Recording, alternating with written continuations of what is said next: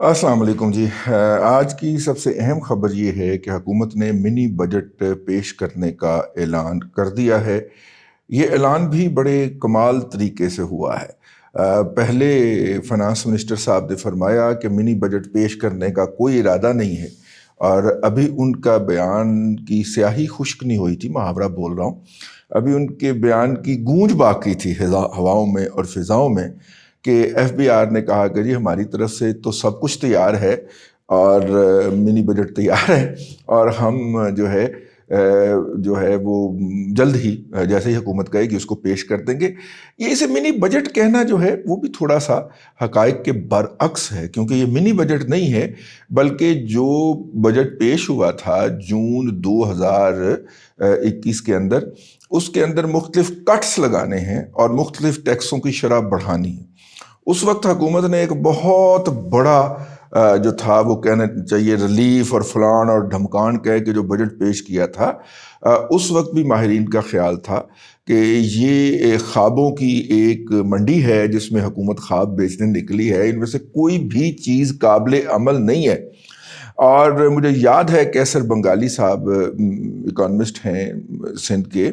और कराची में होते हैं, उन्होंने उस वक्त कहा था कि ये हुकूमत को ये मिनी बजट लाना पड़ जाएगा, फौरन मिनी बजट लाना पड़ जाएगा। तो यही हुआ कि अभी मेन बजट पेश हुए 3 माह नहीं गुजरे थे तो मिनी बजट की बातें शुरू हो गई। हुकूमत के रेस्क्यू के लिए एक दफ़ा फिर कोरोना आ गया। कोरोना का जो लेटेस्ट वेरिएंट है उसके नतीजे के अंदर यूरोप और अमेरिका में लॉकडाउन होने की बातें शुरू हो गई हैं, और इस वक्त जो वहाँ पे चीज़ ज़ेर बहस है वो ये है कि हमारे ताजरों ने, हमारे सनतकारों ने, ज़ाहिर है कि वहाँ पे सबसे बड़ा जो इवेंट होता है शॉपिंग का या ख़रीदो फरोख्त का, वो होता है क्रिसमस। साल का सबसे बड़ा इवेंट होता है, तो पूरा साल तैयारी होती है जो उसके लिए। जैसे मैं आपको अर्ज़ करूं कि जैसे ही क्रिसमस ख़त्म होगी तो दुनिया भर के अंदर टेक्सटाइल के मुख्तलिफ़ किस्म के मेले और मुख्तलिफ़ किस्म की नुमाइशें शुरू हो जाएंगी। उन नुमाइशों में ऑर्डर प्लेस किए जाएंगे मैन्युफैक्चरर को। पाकिस्तान, इंडिया, फ़िलिपाइन जैसे जो ममालिक हैं, एक्सपोर्टर्स जो हैं, उनको बांग्लादेश जैसे, श्रीलंका जैसे, उनको ऑर्डर्स प्लेस किए जाएंगे मुख्तलिफ़ किस्म के पार्चा जात, कपड़े, गारमेंट्स बनाने के लिए। और फिर पूरा साल उसके ऊपर काम होगा, डिज़ाइनिंग, फिनिशिंग, और फिर उनकी पैकिंग, और फिर उनको पहुंचाना। और ये पूरे साल की एक्टिविटी का मरकज़ क्या होगा? नवंबर का आखिरी अदवाड़ा और दिसंबर का पहला अदवाड़ा। ये 1 महीने की सरगर्मी होंगी, क्योंकि इस दौरान वेस्ट के अंदर, अमेरिका के अंदर, यूरोप के अंदर लोग जो हैं वो क्रिसमस की तैयारी करेंगे। गरीब से गरीब गोरा जो है उसने क्रिसमस के ऊपर नई चीज़ें ज़रूर ख़रीदना होती हैं। तो जब वो ख़रीदना होती है, more than a religious event होता है, ये कोई कल्चरल इवेंट बना दिया हुआ है उन्होंने, उनकी मल्टीनेशनल ने, ताकि वो अपने प्रॉफिट्स को मैक्सिमाइज कर सकें। दूसरी बहस है, हम वापस आते हैं, तो ये जो मिनी बजट का नाम दे के हुकूमत लॉन्च कर रही है, ये बुनियादी तौर पे पाकिस्तान के अवाम के ऊपर 600 अरब रुपए से जायद का बोझ लादना है। और 600 अरब रुपए से जायद का बोझ जो है वो 2 सूरतों में लादा जाएगा। 350 अरब रुपए के टैक्स नए लगेंगे, और जो मौजूदा टैक्स हैं उनके अंदर इजाफा हो करके भी काम चलाया जा सकता है, ज़्यादातर यही होगा। लेकिन कुछ नए टैक्सेस भी लग सकते हैं जिनको हम कॉस्मेटिक मैयर कहेंगे। जैसे वो कहेंगे जी हमने कुत्तों की खुराक के ऊपर जनाब टैक्स लगा दिया है। बोले कुत्तों की खुराक आती कितनी होगी यार, ये सिंबॉलिक होगा ना। हमने जनाब जो है इस तरह के मैयर्स करके ना, हमने दरामदी गाड़ियों पे इतना टैक्स बढ़ा दिया है। अब मेरा मतलब है कि वो जो दरामदी गाड़ी है करोड़ प्लस की, वो पाकिस्तान में आती कितनी का है और उससे कितना का टैक्स इकट्ठा हो जाएगा। जब आप कौमी सतह पे सोचते हैं तो फिर आप बिग सोचते हैं। तो जब तक ये जो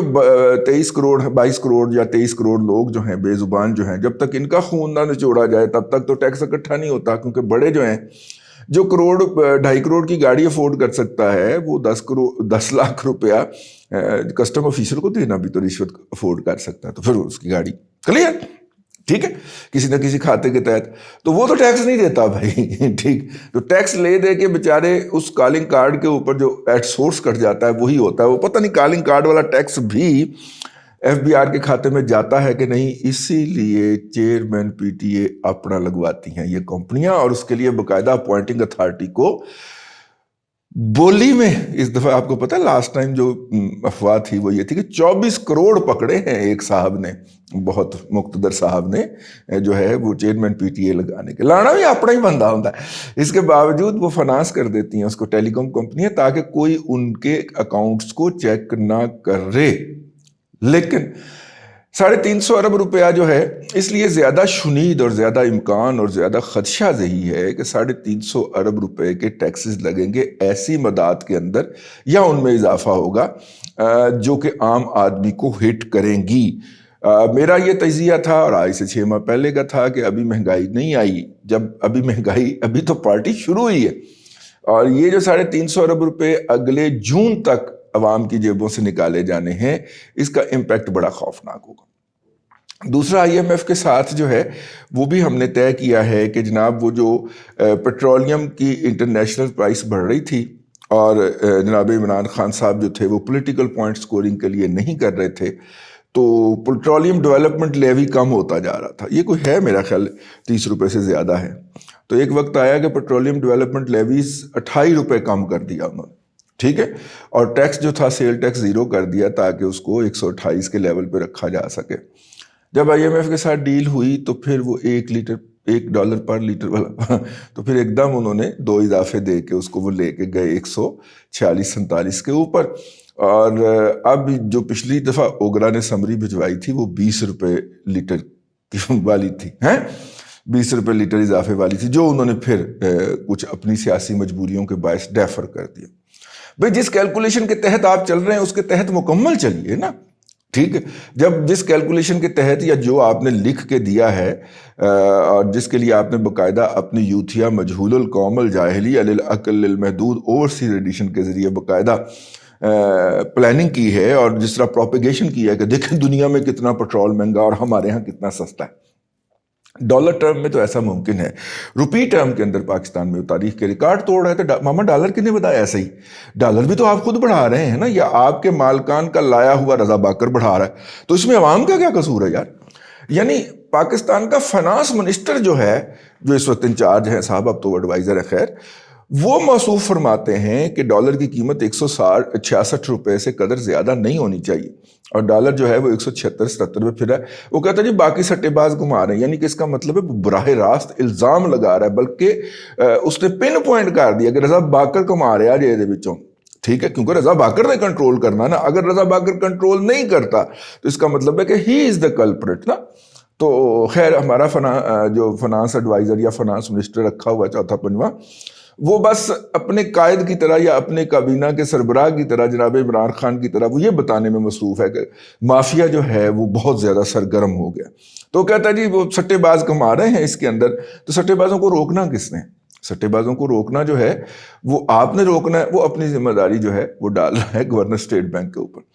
اور گورنر اسٹیٹ بینک جو ہے جب اپنی اسٹیٹمنٹ دیتا ہے تو وہ کہتا ہے کہ جناب مہنگائی جو ہے وہ حکومت کی پالیسیوں کے نتیجے میں، ہمارا اس سے کچھ نہیں لینا۔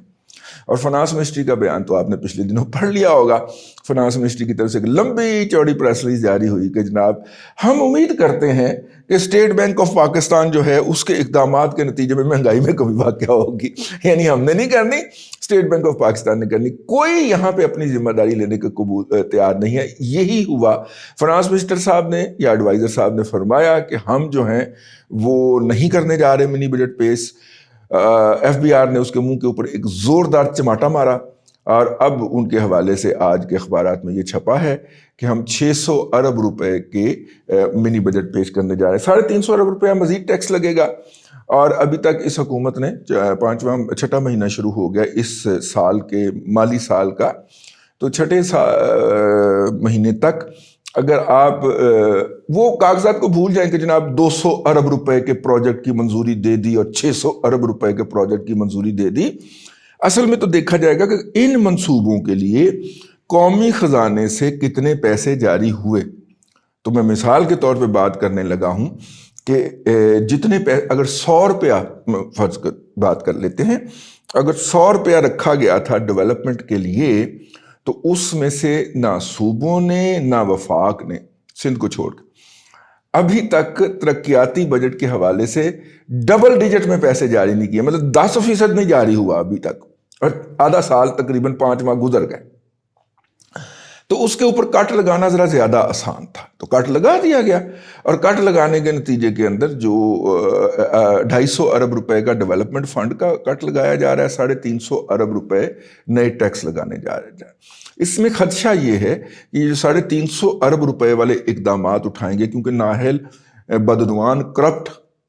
اپنا جسے کہتا ہوں اخلاقی طور پہ corrupt, from the core of heart corrupt لوگ جو ہیں وہ ڈاکٹر شفاق کی صورت پہ FBR پہ مسلط ہیں. اس لیے غالب امکان یہی ہے کہ یہ اس کا وہ اثر نہیں آئے گا، اور ہم 350 ارب روپے اکٹھا نہیں کر پائیں گے، اور اس میں سے بھی 150 ارب روپے کا شارٹ فال آئے گا. اور پھر اس کو پورا کیا جائے گا. کچھ بڑے بڑے صنعت کاروں کو کہا جائے گا، بڑی بڑی انڈسٹریز کو کہا جائے گا کہ ایڈوانس ٹیکس دے دو، اسی ٹارگٹ پورا کرنا ہے. اور نتیجے کے طور پہ وہ بھی تو آگے سے کچھ مانگیں گے نا، ہے نا. تو ایک لمبی تباہی ہوگی عوام کی جیب سے. مؤثر طریقے سے میں کہہ رہا ہوں کہ تقریباً کوئی 800 سے 1000 ارب روپیہ نکلے گا، اور سرکار کے خزانے میں 350 ارب روپیہ پہنچے گا. یہ وہ داستان ہماری تباہی کی جس کے اوپر ہماری موجودہ حکومت، جو کسی ایجنڈے کے تحت ایک شخص نے اپنی نوکری میں توسیع کے لیے مسلط کی تھی، اور ابھی بھی وہ خواہش مند ہے نوکری میں توسیع کا، اور وہ جو ڈیزاسٹر ڈھا رہی ہے اس حکومت کے اوپر، اور ایک موکری بن گئی ہے، ایک مذاق بن گیا ہے، ایک تماشا بن گیا ہے یہ ملک جو ہے. خاص طور پہ اس کے مالی معاملات، اور سب سے زیادہ تکلیف جو ہے وہ اس کو مالی معاملات پہ ہی تھی. ٹھیک، تو میں نے کہا بری خبر ہے، لیکن اس کا تجزیہ ہونا چاہیے کہ اگلا تھپڑ ہمارے منہ پہ یا اگلا ڈنڈا ہماری تشریف پہ کون سا لگنے والا ہے. اگر بندے کو ایکسپیکٹڈ ہو تو تکلیف کم ہوتی ہے. اللہ آپ کو آسانیاں عطا کرے، اور آسانیاں خلق خدا میں تقسیم کرنے کی توفیق عطا کرے.